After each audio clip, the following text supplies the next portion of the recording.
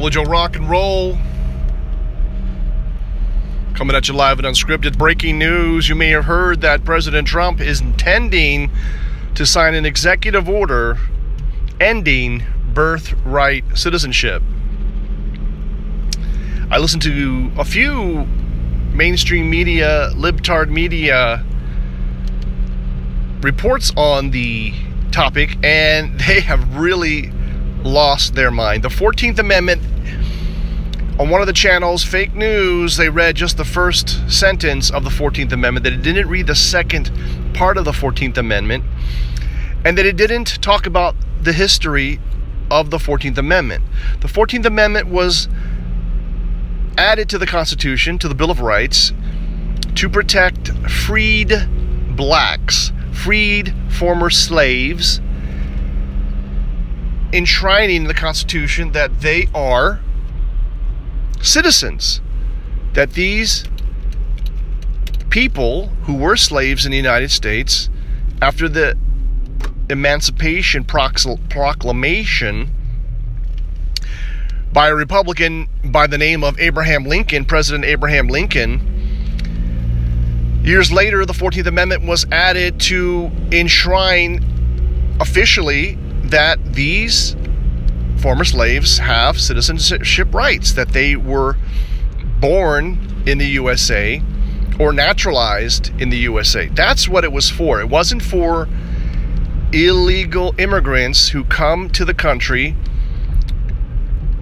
or baby birthing tourism, where they come to America, have a baby, and then their child is a U.S. citizen. They'll take the child back to their home country, and then when the child is of age, that child comes to America, and then using chain migration supports or invites his parents and other people into the United States. Some are more sinister than that, whereas they're illegally in the country, but because they have an American citizen child, they are able to apply for welfare, food stamps, and other things in the child's name.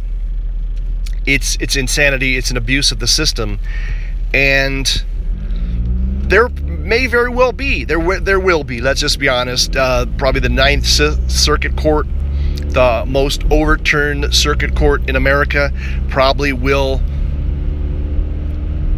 make a preliminary injunction on any executive order that bans birthright citizenship to non-legal residents of the United States, i.e. illegals or just tourists. Tourists are legal in the United States, right, if they have, like I say, a 90-day visa or a 30-day visa, whatever it is, but they're not citizens, and just because their child is born in the United States doesn't mean they should automatically get U.S. citizenship. I don't know of any other countries that allow that. Some have said that Canada allows that. I'm not sure about that. Maybe they do. But who cares? Let them go to Canada. America light. You know that 80% of Canadians live within 80 miles of the U.S. border? They are 100% dependent upon the United States. They're our biggest trading partner, supposedly. Canada is our biggest trading partner. I don't even know if that's true anymore.